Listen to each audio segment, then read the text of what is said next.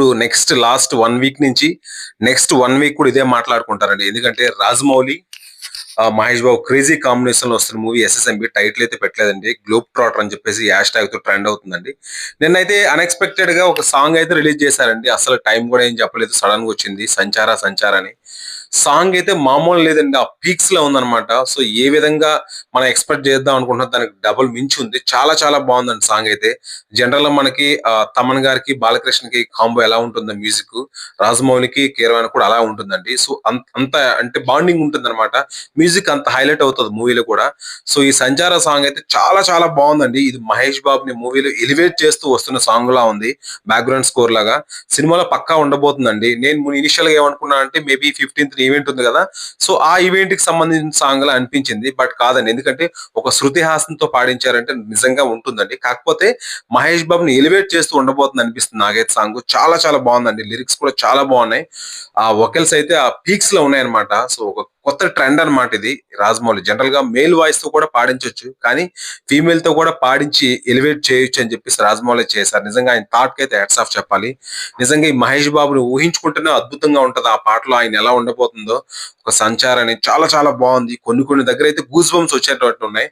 So ఈ బయట ఎలా ఉందంటే సాంగ్ కి, థియేటర్లు అయితే నాకు తెలిసి పూనకాలే.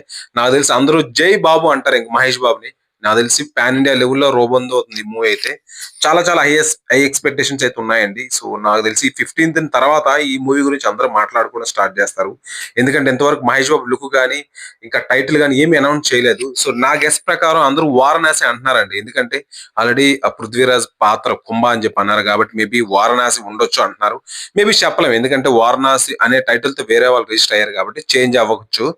లేకపోతే సంచార్ అని కూడా పెట్టొచ్చు అండి టైటిల్, అది కూడా స్కోప్ ఉంది సంచార్. ఎందుకంటే ఇది కూడా సిమిలర్ కాన్సెప్ట్ తో రూపొందుంటుంది కాబట్టి సినిమా సంచార్ అని కూడా అవ్వచ్చు ఈ సినిమా. చూద్దాం మరి, ఇంకెందుకు ఇన్ని రోజులు లేదు, 4 days లో మనకు రివీల్ అయిపోద్ది. ఇంకా ప్రియాంక చోప్రా గారు ఫస్ట్ లుక్ కూడా రివీల్ చేయలేదు. సో ఇవన్నీ మనకు అప్డేట్స్ రాబోతున్నాయండి. 15th అయితే జియో హాట్ స్టార్ లైవ్ లో అందరూ చూడండి, ఎందుకంటే మనకి లిమిటెడ్ యాక్సెస్ ఉంది అక్కడికి వెళ్ళడానికి కూడా. సో నాకు తెలిసి అందరూ హాట్ స్టార్ లైవ్ లో స్ట్రీమింగ్ అవ్వబోతుంది. నాకు తెలిసి ఇప్పటికే 100 అడుగుల ఎల్ఈడి స్క్రీన్ అంటే రికార్డ్, ప్రతిది రికార్డ్ అండి ఈ సినిమాకి. సో రాజమౌళి గారు ఆల్రెడీ చెప్పారు కదా రోజుకు అప్డేట్ ఉండబోతుందని. సో ఏం చేసిన ఈ సినిమా గురించో అది అప్డేట్ ట్రెండింగ్ అయిపోతుంది ట్విట్టర్ లో. నాకు తెలిసి మామూలు ఎక్స్పెక్టేషన్స్ లేవు నాకు తెలిసి ఈ సినిమాపై.